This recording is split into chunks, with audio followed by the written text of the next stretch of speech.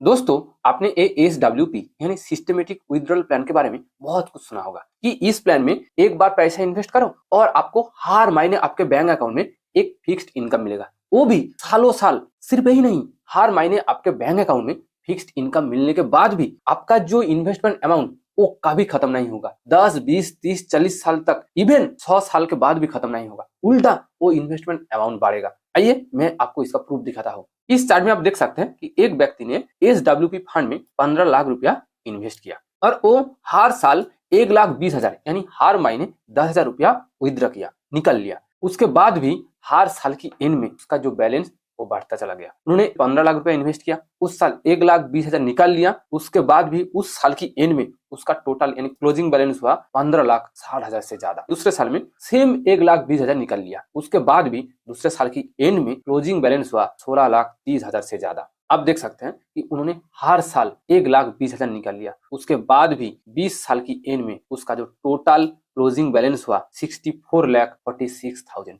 उन्होंने 20 साल पहले कितना इन्वेस्ट किया था? 15 लाख। उसके बाद एक भी रुपया इन्वेस्ट नहीं किया और उस 20 साल में उन्होंने हर साल 1,20,000 यानी टोटल 24 लाख निकाल लिया। उसके बाद भी 20 साल बाद आज उनका टोटल कर्पस 64 लाख से ज्यादा है। ये होता है SWP का पावर। बट सिर्फ ये देखकर आप SWP पे इन्वेस्ट मत करिए, क्योंकि SWP में कुछ स्ट्रिक्ट रूल्स है। इस पर्सन ने उस रूल्स को फॉलो किया, इसलिए इनको हर साल फिक्स रिटर्न मिलने के बाद भी इसका पैसा कभी खत्म नहीं हुआ। उल्टा उनका कर्पस 4 गुना हो गया सिर्फ 20 साल में। 15 लाख इन्वेस्ट किया, 24 लाख निकाल लिया। उसके बाद भी आज उनके पास 60 लाख से ज्यादा कर्पस है। इसलिए SWP करने से पहले आपको SWP के रूल्स एंड रेगुलेशन के बारे में अच्छे से पता होना चाहिए। आज इस वीडियो में हम डिस्कस करेंगे कि ये SWP क्या है, कैसे काम करते हैं, SWP के लिए कहाँ इन्वेस्ट करना है, सही जगह कौन सी है, एंड SWP में क्या क्या रूल्स है, क्या क्या फायदा है एंड क्या क्या नुकसान है। आज इस वीडियो में मैं आपको SWP के बारे में हर एक चीज डिटेल्स में समझाऊंगा। आप इस वीडियो को एंड तक ध्यान से देखिए। मैं आपको गारंटी के साथ कहता हूँ कि इस वीडियो को देखने के बाद आपको और कोई वीडियो देखने की कोई जरूरत नहीं होगी। अगर आपको इस वीडियो से कुछ हेल्पफुल इन्फॉर्मेशन मिला तो प्लीज इस वीडियो को लाइक करें एंड दोस्तों के साथ शेयर करें। अगर आप अभी तक इस चैनल को सब्सक्राइब नहीं किया तो प्लीज सब्सक्राइब करें।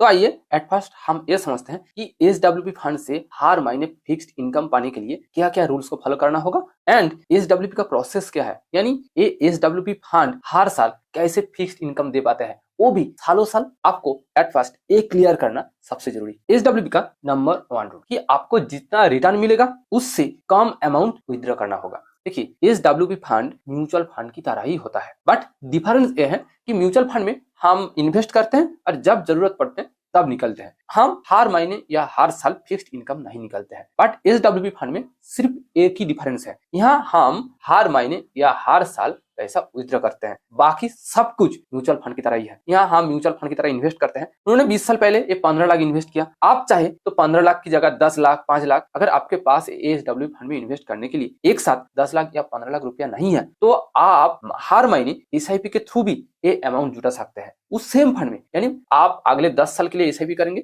एंड 10 साल बाद जब उस फंड में जमा होगा 10 या 15 लाख, उसके बाद आप SWP प्लान चालू करेंगे, यानी तब से आप पैसा विथड्रॉ करेंगे उस फंड से। जैसे कि उन्होंने SWP फंड में 15 लाख इन्वेस्ट किया और उसको हर साल एवरेज 12% रिटर्न मिला। पहले साल में उन्होंने 15 लाख इन्वेस्ट किया और पहले साल उनको 12% यानी 1,80,000 रिटर्न मिला। बट उन्हें कितना विथड्रॉ किया? 1,20,000। और उसके पास अभी भी कितना रिटर्न जमा है? 60,000 रिटर्न को अभी भी उस फंड में उन्होंने जमा रखा और वो 60,000 रिटर्न 15 लाख यानी जो उन्होंने इन्वेस्ट किया उसके साथ ऐड होने के बाद पहले साल की एंड में क्लोजिंग बैलेंस हुआ 15,63,000। नेक्स्ट ईयर उनको ये 15,60,000 के ऊपर ही 12% रिटर्न मिला, जो होता है 1,90,000। बट उन्होंने सेम 1,20,000 निकाल लिया। तो फिर से कितना रिटर्न उस फंड में इन्वेस्ट हुआ? 70,000। इसलिए उसका सेकेंड ईयर की क्लोजिंग में टोटल बैलेंस हुआ 16,34,000। तो नंबर 1 रूल क्या हुआ कि SWP फंड में आपको जितना रिटर्न मिलेगा उससे कम अमाउंट विथड्रॉ करना होगा। आप हर 5 साल की पीरियड के बाद इस विथड्रॉ अमाउंट को बढ़ा सकते हैं। जैसे कि 5 साल की एंड में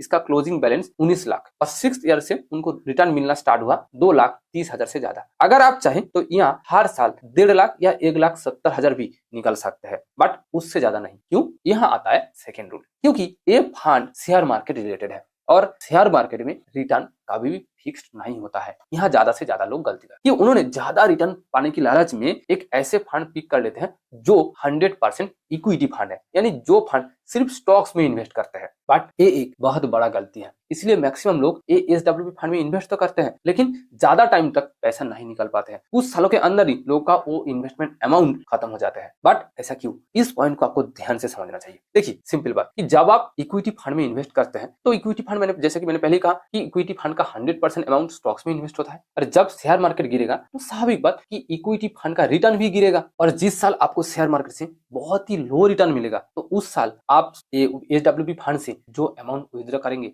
वो एक्चुअली आपका टोटल इन्वेस्टमेंट अमाउंट से माइनस होगा। इस पॉइंट को आप इस चार्ट के थ्रू ही समझिए। इस व्यक्ति ने हर साल 1,20,000 उस फंड से निकाल लिया। उनका इन्वेस्टमेंट अमाउंट कितना था? 15 लाख। तो 15 लाख का 1,20,000 का मतलब कि 8%। उन्होंने 8% अमाउंट हर साल निकाला, बट उनको हर साल एवरेज कितना रिटर्न मिला? 12%। यानी उन्होंने 4% रिटर्न को हर साल फिर से इन्वेस्ट किया उस फंड में, इसलिए उनका पैसा कभी भी खत्म नहीं हुआ। अब आप एक चीज समझिए कि लगातार 2-3 साल शेयर मार्केट से 8% से कम रिटर्न मिल रहा है, लेकिन आप 8% अमाउंट विथड्रॉ कर रहे हैं हर साल। तो एक्चुअली आप कहां से विथड्रॉ कर रहे हैं? आप आपका मेन बैलेंस यानी इन्वेस्टमेंट अमाउंट से वो अमाउंट विथड्रॉ कर रहा है। और अगर आप ये सेम चीज 5-7 साल करेंगे तो स्वाभाविक है कि आपका अमाउंट खत्म हो जाएगा। बट आप ये मत सोचिए कि इस व्यक्ति को हर साल कंसिस्टेंटली 12% रिटर्न मिला, ऐसा नहीं है। इस व्यक्ति को किसी साल 14% रिटर्न मिला तो किसी साल 10% रिटर्न मिला। बट आप जिस फंड में इन्वेस्ट किया, अगर उस फंड की रिटर्न किसी साल 14% तो किसी साल 6% हुआ, तभी प्रॉब्लम है। बट आपने जिस फंड में इन्वेस्ट किया, अगर उस फंड की रिटर्न किसी साल 14 या 15% या किसी साल 9 या 10% हो तो कोई प्रॉब्लम नहीं है। बट ये रिटर्न ज्यादा वॉलेटाइल नहीं होना चाहिए। थर्ड इंपॉर्टेंट पॉइंट कि आपको ऐसे फंड पिक करना होगा एसडब्ल्यूपी के लिए कि जिस फंड का रिटर्न 100% शेयर मार्केट के ऊपर डिपेंड नहीं है। यानी आपको एक बैलेंस फंड पिक करना होगा। बैलेंस फंड क्या होता है? कुछ फंड्स लोगों का पैसा सिर्फ स्टॉक्स में इन्वेस्ट करते हैं, यानी शेयर्स में इन्वेस्ट करते हैं, उन सारे फंड को इक्विटी फंड कहा जाता है। और कुछ फंड 100% अमाउंट डेब्ट यानी गवर्नमेंट बॉन्ड्स एक्सेट्रा में इन्वेस्ट करते हैं, उसको डेब्ट फंड कहा जाता है। और कुछ फंड ऐसे हैं जो उसका कुछ अमाउंट स्टॉक्स में इन्वेस्ट करते हैं और कुछ अमाउंट एक गवर्नमेंट बॉन्ड्स, गोल्ड एक्सेट्रा में इन्वेस्ट करते हैं, उसको बैलेंस फंड कहा जाता है। और एसडब्ल्यूपी के लिए सबसे आइडियल होता है डेब्ट फंड और उसके बाद आता है बैलेंस फंड। मैंने क्यों बैलेंस फंड पिक किया? इसीलिए क्योंकि बैलेंस फंड की रिटर्न डेब्ट फंड की तुलना में थोड़ा ज्यादा मिलता है और यहाँ वोलेटिलिटी भी यानी रिटर्न का जो गैप वो थोड़ा हाई होता है, बट बहुत ही अच्छा है एसडब्ल्यूपी के लिए। ये बैलेंस फंड में आपको एसडब्ल्यूपी फैसिलिटी भी मिलता है और वेल्थ क्रिएशन फैसिलिटी भी मिलता है। और आपको आज मैंने जो एसडब्ल्यूपी का एग्जांपल दिया एक बैलेंस फंड का एग्जांपल है, और ये बैलेंस फंड से आपको एवरेज 12% रिटर्न मिलता है और डेब्ट फंड से आपको 8 से 9%, कभी कभार 10% रिटर्न मिलता है। बट डेब्ट फंड सबसे कंसिस्टेंट रिटर्न दे पाते हैं क्योंकि ये सिर्फ गवर्नमेंट एंड कॉर्पोरेट बॉन्ड में ही इन्वेस्ट करते हैं, इसलिए इसका रिटर्न बहुत ही कंसिस्टेंट होता है। बस आप एक चीज ध्यान में रखिए कि आप चाहे डेब्ट फंड हो या बैलेंस फंड में इन्वेस्ट करें, बट एसडब्ल्यूपी के लिए आप कभी भी इक्विटी फंड में इन्वेस्ट मत करिए। इक्विटी फंड सिर्फ वेल्थ क्रिएशन के लिए ही होता है। इक्विटी फंड का example large cap mutual fund, small cap mutual fund, mid cap mutual fund, flexi cap mutual fund etcetera. इस तरह की फंड एसडब्ल्यूपी के लिए कभी भी आइडियल चॉइस नहीं हो सकता, बट मैक्सिमम लोग यही गलती करते हैं। वो एसडब्ल्यूपी के लिए एक इक्विटी फंड पिक कर लेते हैं ज्यादा रिटर्न की लालच में। उम्मीद करता हूं कि आपने एसडब्ल्यूपी के रूल्स एंड प्रोसेस के बारे में अच्छे से समझ चुके होंगे। इस पार्ट में हम डिस्कस करेंगे कि एसडब्ल्यूपी में क्या क्या फायदा एंड नुकसान है, एंड एंड में हम डिस्कस करेंगे कि आपको एसडब्ल्यूपी कैसे करना है, सही तरीका क्या है। एसडब्ल्यूपी का नंबर 1 एंड सबसे बड़ा फायदा कि आपको रेगुलर इनकम मिलता है। ये फायदा आपको और किसी इन्वेस्टमेंट ऑप्शन, चाहे वो एफडी, पीपीएफ, ईपीएफ, किसी भी फंड या इन्वेस्टमेंट ऑप्शन से नहीं मिलता है। सिर्फ एसडब्ल्यूपी फंड से ही आप मंथली इनकम जनरेट कर सकते हैं। सेकेंड, इसका रिटर्न बेटर देन एफडी या पीपीएफ। थर्ड फायदा की फ्लेक्सिबिलिटी कि आप जब चाहें तब एसडब्ल्यूपी को बंद कर सकते हैं। मान लो कि इस साल शेयर मार्केट बहुत ही नीचे गया, इसलिए आपने डिसाइड किया कि आप इस साल एसडब्ल्यूपी से पैसा नहीं विथड्रॉ करेंगे। आप जब चाहें तब पूरा अमाउंट भी निकाल सकते हैं। मान लो कि किसी कारण आपको एक साथ बहुत बड़ा अमाउंट चाहिए, मान लो कि आपने 5 साल 10 साल एसडब्ल्यूपी कर लिया और उसके बाद आपको किसी कारण एक साथ बड़ा अमाउंट चाहिए, आप उस अमाउंट को एक साथ निकाल सकते हैं। थर्ड, और जो वन ऑफ द बेस्ट फायदा की टैक्स एफिशिएंसी। एसडब्ल्यूपी फंड में आपको जो प्रॉफिट मिलता है यानी जो रिटर्न मिलता है सिर्फ उसके ऊपर ही टैक्स कैलकुलेशन होता है, पूरे अमाउंट के ऊपर नहीं। और एक बहुत बड़ा फायदा है एसडब्ल्यूपी का। एसडब्ल्यूपी में मेजरली ये 4 फायदा है। अब समझते हैं कि एसडब्ल्यूपी में क्या क्या नुकसान है।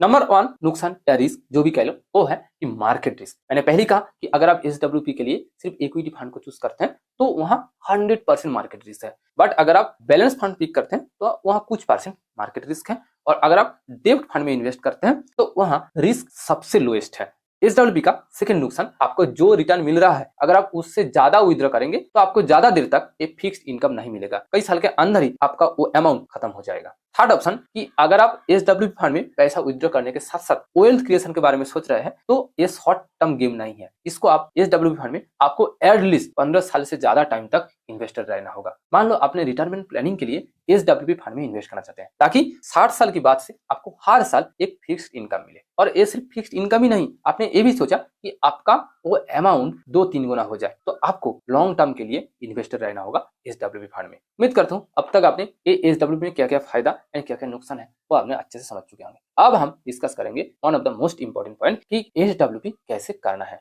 प्रोसेस क्या है। देखिए नंबर 1 प्रोसेस कि आपको एसडब्ल्यूपी फंड में इन्वेस्ट करने के लिए आपके पास एक डीमैट अकाउंट होना चाहिए, जैसे कि ग्रो, जीरोधा, आप स्टॉक्स एंजल, जहां आप मर्जी आप वहां डीमैट अकाउंट ओपन कर सकते हैं। इस वीडियो के नीचे कुछ बेस्ट डीमैट अकाउंट का लिंक है, जैसे कि ग्रो, जीरोधा, आप स्टॉक, इसी तरह बेस्ट डीमैट अकाउंट का लिंक है, आप वहां से फ्री में डीमैट अकाउंट ओपन कर सकते हैं, एक भी रुपया नहीं लगेगा। बट मैं आपको कह दूं कि ये किसी भी तरह का कोई पेड प्रमोशन या स्पॉन्सर्ड वीडियो नहीं है। उस डीमैट अकाउंट में जाकर आप ये सर्च करिए कि एसडब्ल्यूपी फंड, आपके सामने कुछ बेस्ट फंड का नाम आएगा, आप एनालिसिस करके रिसर्च करके एक बेस्ट फंड पिक करिए एंड वहां एसडब्ल्यूपी प्लान ओपन करिए। प्लान स्टार्ट करते टाइम आपको ये डिसाइड करना होगा कि आप हर साल कितना अमाउंट विड्रॉ करना चाहते हैं, एंड वो अमाउंट क्या आप हर महीने विड्रॉ करना चाहते हैं या साल में एक बार ही विड्रॉ करना चाहते हैं, वो डिसाइड करना होगा। उसके हिसाब से वहां सिलेक्ट करना होगा एंड स्टार्ट प्लान में आप जाकर एसडब्ल्यूपी स्टार्ट कर सकते हैं। बट यहाँ एक बात, आपको एट फर्स्ट उस फंड में पैसा इन्वेस्ट करना होगा। अगर आपके पास एक साथ एक बड़ा अमाउंट नहीं है, एसडब्ल्यूपी के लिए एटलीस्ट 10 लाख एक मिनिमम अमाउंट माना जाता है, क्योंकि 10 लाख से कम अमाउंट इन्वेस्ट करके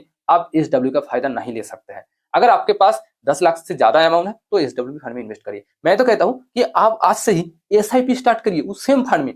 एसआईपी का ऑप्शन है, आप हर महीने किसी फंड में, खासकर किसी इक्विटी, अच्छे इक्विटी फंड में मंथली 2000, 3000 या 5000 रुपए इन्वेस्ट करके ये 15 लाख अमाउंट इकट्ठा करिए। उसके बाद ही जब आपके पास ये 10-15 लाख का कर्पस हो जाएगा तब आप उस अमाउंट को एसडब्ल्यूपी फंड में ट्रांसफर करिए और वहां से एसडब्ल्यूपी प्लान के थ्रू हर महीने पैसा विथड्रॉ करिए। देखिए मेरा ऑलवेज बेस्ट चॉइस एसआईपी, क्योंकि कोई रिस्क नहीं है, कोई टेंशन नहीं है, ज्यादा प्रेशर नहीं है। आप मंथली छोटा छोटा अमाउंट इन्वेस्ट करके एक अच्छा खासा अमाउंट सिर्फ एसआईपी के थ्रू ही जमा कर सकते हैं, इसके अलावा कोई ऑप्शन नहीं है। इसलिए मेरा ऑलवेज इन्वेस्टमेंट का बेस्ट ऑप्शन एसआईपी। अगर आप एसआईपी के लिए top 3 large cap fund, top 5 mid cap fund, top 5 small cap fund and top 3 flexi cap fund का नाम जानना चाहते हैं, बेस्ट फंड कौन कौन सी है वो जानना चाहते हैं, हर एक कैटेगरी में कौन कौन सी फंड को सबसे ज्यादा रेटिंग मिला वो जानना चाहते हैं, तो इस वीडियो के नीचे उन सभी वीडियोस का लिंक है, आप वहां से हर एक कैटेगरी का बेस्ट फंड कौन कौन से है वो जरूर देख सकते हैं। उम्मीद करता हूं कि इस वीडियो से एसडब्ल्यूपी के बारे में हर एक इन्फॉर्मेशन आप अच्छे से समझ चुके होंगे। अगर आपको मेरा ये वीडियो पसंद आई, हेल्पफुल लगा, इन्फॉर्मेटिव लगा तो प्लीज वीडियो को लाइक करें एंड दोस्तों के साथ शेयर करें। अगर आप अभी तक मेरा इस चैनल को सब्सक्राइब नहीं किया तो प्लीज सब्सक्राइब करें ताकि आपकी तरफ से भी मुझे कुछ वैल्यू मिले। Thank you for watching this video. See you again.